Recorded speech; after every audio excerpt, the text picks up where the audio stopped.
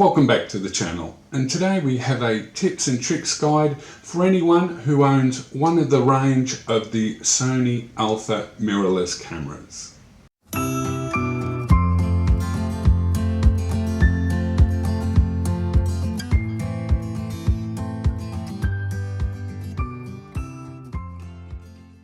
Unfortunately, the audio in this video won't be great. My daily driver is the A6400, so I'm recording this on my Nikon P900, and that doesn't support external mics, so it's internal mics only. We'll just have to put up with it.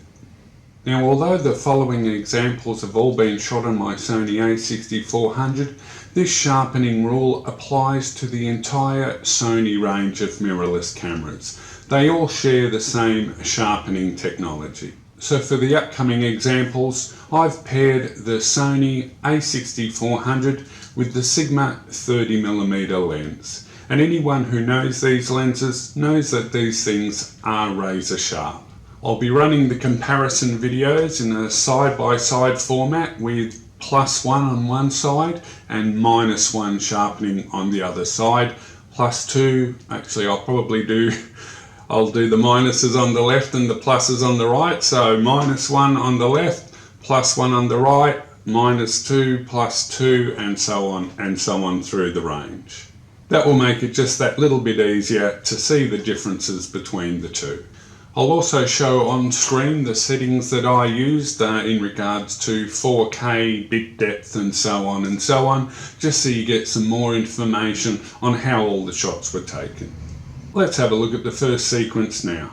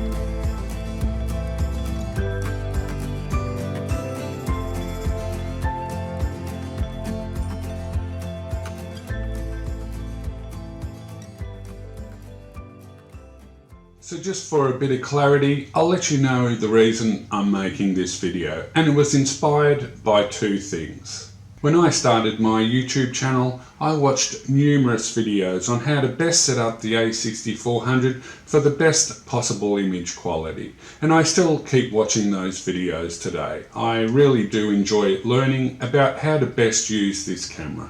Now, I've always followed the rule that if one person has an opinion on, let's say, a particular setting of the camera, that becomes exactly that, their opinion. But if numerous people share that exact same opinion, it starts to hold more truth. So with that in mind, all the videos that I was watching all suggested that I should set the sharpness to -7 and do the sharpness level in post-production if I needed it.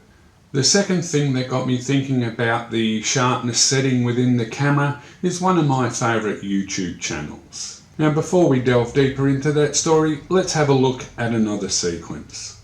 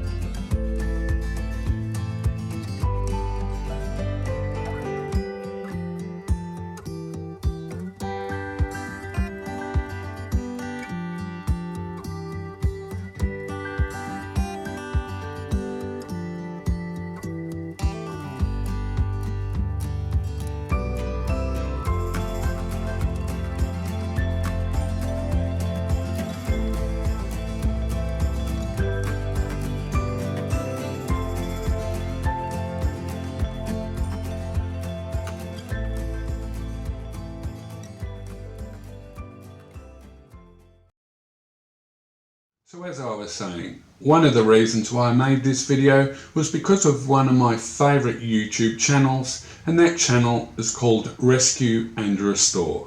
I'll put a link to that channel in the description below so you can check it out yourself. Now this channel has some of the sharpest videos I've ever seen. I've spent ages trying to figure out what camera equipment he uses and how he gets his videos so sharp. So being unsure of whether he gets his sharpness in camera, in post or both, it started to make me think about the sharpness setting of the Sony. For the type of videos that I make, should I be setting my sharpness level to -7? Is it really as bad as what people say? Let's have a look at the third sequence.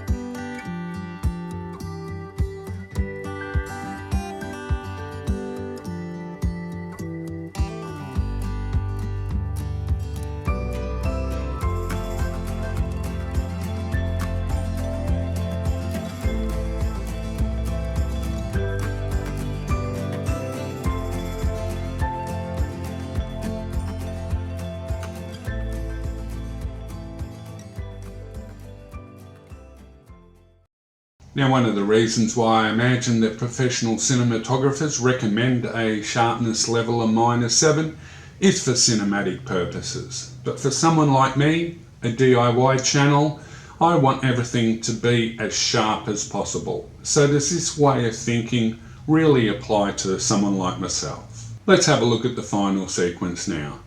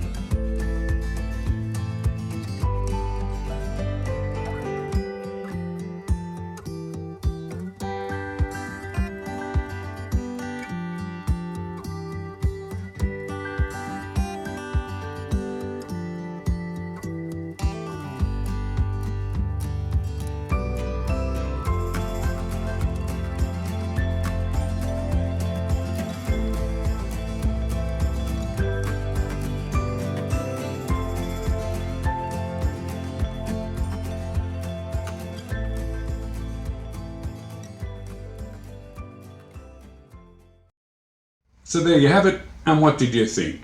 Has this confirmed your thoughts about the in-camera sharpening level, or has it made you rethink your strategy? Let me know in the comment section below. Well, that's it for the video, and I hope you got something out of it. If you did, please consider hitting that like button. It really does go a long way to helping out the channel. If you want to see more of this type of content, also please feel free to subscribe.